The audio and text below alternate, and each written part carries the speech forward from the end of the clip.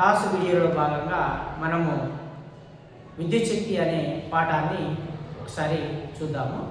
సాధారణంగా మనము అనేక గృహోపకరణాలలో ఈ యొక్క విద్యుత్పై ఆధారపడి పనిచేస్తూ ఉంటాయి. Light, fan, mixie, motor, TV లాంటి అనేకమైనటువంటి వస్తువులు కూడా విద్యుత్పై ఆధారపడి పనిచేస్తూ ఉంటాయి. వీటన్నిటిలో కూడా విద్యుత్ ప్రవాహం అనేది చాలా ముఖ్యమైనది. మన నిజ జీవితంలో చాలా వస్తువులను కూడా విద్యుత్ ఆధారపడి పనిచేసేవి ఉన్నాయి.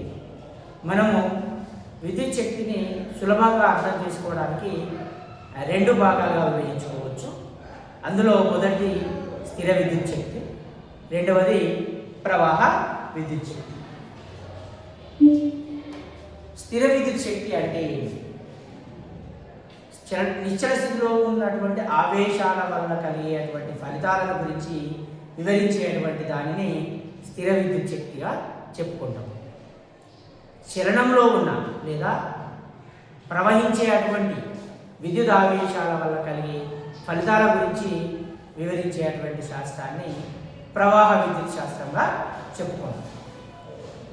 ఇందులో మొదటైనటువంటి స్థిర విద్యుత్ శాస్త్రంపై గిల్బర్ట్ అనేటువంటి శాస్త్రవేత్త అనేక ప్రయోగాలను చేసి స్థిర విద్యుత్ ఆవేశాల మధ్య ఉండేటువంటి బలాల గురించి వివరించడం జరిగింది. ఒక దువ్వెనను తీసుకొని ఈ యొక్క దువ్వెనను చిన్న చిన్న పేపర్ ముక్కల దగ్గర తీసుకుపోయినట్టయితే ఈ రెండింటి మధ్య ఎటువంటి ఆకర్షణ కానీ వికర్షణ కానీ లేదు. ఇదే దువ్వెనను పొడి వెంట్రుకలతో బాగా రుద్దినప్పుడు ఇట్లా బాగా రుద్ది దీనిని ఈ యొక్క పేపర్ ముక్కల దగ్గర తీసుకున్నట్లయితే ఈ విధంగా ఆకర్షిస్తూ ఉంటాయి. అంటే ఒక వస్తువును దువ్వెనని ఇక్కడ పొడి వెంట్రుకలతో రుద్దినప్పుడు ఈ దువ్వెనపై ఆవేశాలు ఏర్పడి ఈ ఆవేశాలు ఈ పేపర్ ముక్కలను ఆకర్షించడానికి కారణమైనవి. దీనిని వివరించడం కోసం గిల్బర్ట్ అనేటువంటి శాస్త్రవేత్త ఒక గాజు కడ్డీని పిల్లి చర్మంతో రుద్ది ఈ ప్రయోగాన్ని చేయడం జరిగింది. ఇదే విధంగా ఈ యొక్క పేపర్ ముక్కలు ఆ గాజు కడ్డీని ఆకర్షించడం జరిగింది. మనము దానికి బదులుగా ఒక దువ్వెనను తీసుకొని పొడి వెంట్రుకలతో రుద్ది ఈ ప్రయోగాన్ని చేసినాము. తర్వాత గిల్బర్ట్ అనేటువంటి శాస్త్రవేత్త రెండు రకాలైనటువంటి కడ్డీలు, ఒకటి ఎబోనేట్ కడ్డీ, ఒకటి గాజు కడ్డీని తీసుకొని గాజు కడ్డీనేమో పిల్లి చర్మంతో, ఎబోనేట్ కడ్డీనేమో సిల్క్ గుడ్డతో రుద్దడం జరిగింది. ఆ విధంగా రుద్ది ఆ రెండు కడ్డీలను కనుక ఒకదాని దగ్గరికి కూడా తీసుకొచ్చినట్లయితే అవి రెండు ఆకర్షించుకోవడం జరిగింది. గిల్బర్ట్ చేసినటువంటి ప్రయోగాన్ని మనము రెండు స్టార్లతో చేద్దాము. ఈ రెండు స్టార్లను తీసుకొని ఇది ఒక ఆధారంగా వాడుకొని దీని దగ్గరికి ఇంకొక స్టార్ కనుక తీసుకుపోయినట్లయితే ఈ రెండింటి మధ్య ఎటువంటి బలాలు కూడా పనిచేస్తూ లేవు. ఇదే రెండు స్టార్లను ఒక టిష్యూ పేపర్తో బాగా రుద్ది ఈ విధంగా రుద్దిన తర్వాత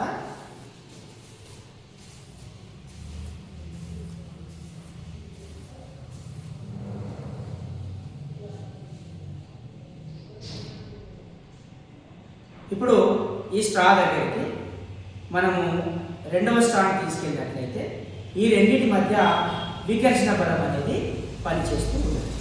అంటే రెండు ఒకే రకమైనటువంటి స్ట్రాలను ఒకే రకమైనటువంటి టిష్యూ పేపర్తో రుద్దడం వల్ల ఈ రెండింటిపై ఒకే విధమైన ఆవేశాలు అనేవి ఏర్పడి ఈ ఒకే విధమైన ఆవేశాల మధ్య వికర్షణ బలం అనేది పనిచేస్తూ ఉన్నది. నేను ఇప్పుడు ఇదే నా చేతితో ఈ యొక్క స్ట్రా దగ్గర తీసుకువెళ్ళినట్లయితే ఈ స్ట్రా నా చేతిని ఆకర్షిస్తుంది. దీనికి గల కారణం ఏమిటి తెలుసా మీకు? ఎస్, అవును. అంటే నా చేతి మీద విరుద్ధ ఆవేశాలు ఏర్పడ్డాయి స్ట్రాలతో కంపేర్ చేసిన పోల్చినప్పుడు. కాబట్టి స్ట్రా మీద ధనావేశం ఏర్పడాలనుకుంటే నా చేతి మీద రుణావేశం అనేది ఏర్పడింది. కాబట్టి ఈ రెండింటి మధ్య ఆకర్షణ బలం ఉన్నది.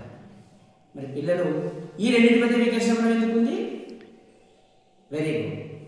ఈ రెండింటి మధ్య ఒకే రకమైన ఆవేశాలు ఏర్పడడం వల్ల వికర్షణ, నా చేతికి ఈ స్ట్రాల మధ్య విభిన్న ఆవేశాలు ఏర్పడడం వల్ల ఆకర్షణ అనేది ఏర్పడింది. దీనిని గిల్బర్ట్ వేరే రూపంలో ప్రయోగం చేసి వివరించడం జరిగింది. అనగా రెండు ఒకే రకమైన ఆవేశాలను సజాతి ఆవేశాలని, రెండు వేరు రకాల ఆవేశాలను విజాతి ఆవేశాలని, అవే ధనావేశము మరియు రుణావేశాలు అని నిర్ధారణ చేయడం జరిగింది. ఈ ప్రయోగంలో రెండు సజాతి ఆవేశాలు వికర్షించుకుంటాయి, రెండు విజాతి ఆవేశాలు ఆకర్షించుకుంటాయి అని మనము చెప్పవచ్చు.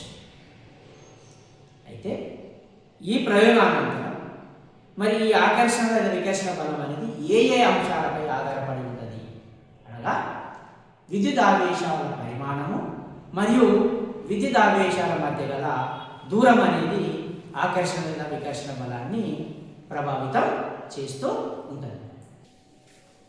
మనము ఇంతకుముందు పరిశీలించినట్టు రెండు రకాల ఆవేశాలను మనము ప్రత్యక్షంగా ఒక బ్యాటరీలో చూడవచ్చు. ఏదైనా బ్యాటరీని పరిశీలించినట్లయితే దానిపై రెండు రకాల గుర్తులు అనేవి ఉంటాయి. ఒకటి ప్లస్ అని, ఇంకొకటి మైనస్ అని. అంటే అవి కూడా విద్యుత్ ఆవేశాలు రెండు రకాలుగా ఉంటాయని మనకు అర్థమవుతుంది. అదేవిధంగా మనము సాధారణంగా ఏ వస్తువును పరిశీలించినప్పటికీ కూడా అది విద్యుత్ పరంగా స్థిరంగా ఉంటుంది. దానికి మనము ఒక ధనావేశాన్ని కనుక కలిపినట్లయితే లేదా దానిపైకి ప్రవేశపెట్టించినట్లయితే ఎటువంటి బలాన్ని మనం ప్రయోగించవలసిన అవసరము లేదు. కానీ ఇంకొక ధనావేశాన్ని కనుక ఆ వస్తువుకు కలిపినట్లయితే, అనగా ఆ వస్తువు గతంలోనే ధనావేశానికి గురి కాబట్టి అది ధనావేశంగా మారుతుంది. ఇంకొక ధనావేశాన్ని కనుక మనము ఆ వస్తువు మీదకి ప్రయోగించినట్లయితే ఆల్రెడీ ధనావేశ వస్తువు దగ్గరికి ఇంకొక ధనావేశాన్ని తీసుకుపోవడానికి మనం ఆ వికర్షణ అనేది జరుగుతుంది. ఆ వికర్షణకు అధిగమించి మనం బలాన్ని ప్రయోగించవలసి ఉంటుంది. మనం చేసినటువంటి పనే ఆ యొక్క వస్తువు రూపంలో స్థితిశక్తి రూపంలో ఉంటుంది. దాన్ని మనము స్థిర విద్యుత్ పొటెన్షియల్గా చెప్పుకుంటాం. ఇక్కడ స్థిర విద్యుత్ పొటెన్షియల్గా ఏదైనా ఒక ధనావేశాన్ని ఒక స్థానం నుండి ఇంకొక స్థానంలోకి కదలపడానికి చేసిన పని W అనుకున్నట్లయితే ఆ పనే ఆ వస్తువులో స్థితిశక్తి రూపంలో నిల్వ ఉంటుంది. ఈ స్థితిశక్తిని మనము విద్యుత్ పొటెన్షియల్గా చెప్పుకోవడం జరిగింది. ఇప్పుడు W అనే పనిని మనము Q అనే ఆవేశాన్ని కదలపడం కోసం లేదా ఒక బిందువు నుండి ఇంకో బిందువుకు మార్చడం కోసం చేసినట్లయితే ఏకాంక ఆవేశాన్ని కదలపడానికి చేసిన పనిని విద్యుత్ పొటెన్షియల్ V అంటాము, W/Q అంటాము. దీనిని మనము వోల్ట్లలో కొలుస్తాం. ఒక వోల్ట్ అనగా ఒక జౌల్ బై ఒక కూలుంబ్. అంటే ఒక జౌల్ పని చేస్తూ ఒక కూలుంబ్ ఆవేశాన్ని మనం కనుక ఒక స్థానం నుండి ఇంకొక స్థానంలోకి కలిగినట్లయితే దానిని ఒక వోల్ట్గా చెప్పుకుంటాం. కానీ ఏవేని రెండు బిందువుల మధ్య ఒక బిందువు నుండి ఇంకొక బిందువుకు ఒక ధనావేశాన్ని కదల్చడానికి లేదా ఏ నుండి దీనికి మార్పు చెల్లించడానికి మనము చేసినటువంటి పనినే విద్యుత్ పొటెన్షియల్ భేదంగా చెప్పుకుంటాం. అంటే ఆ రెండు బిందువుల మధ్య పొటెన్షియల్ భేదంగా చెప్పుకోవడం జరుగుతుంది.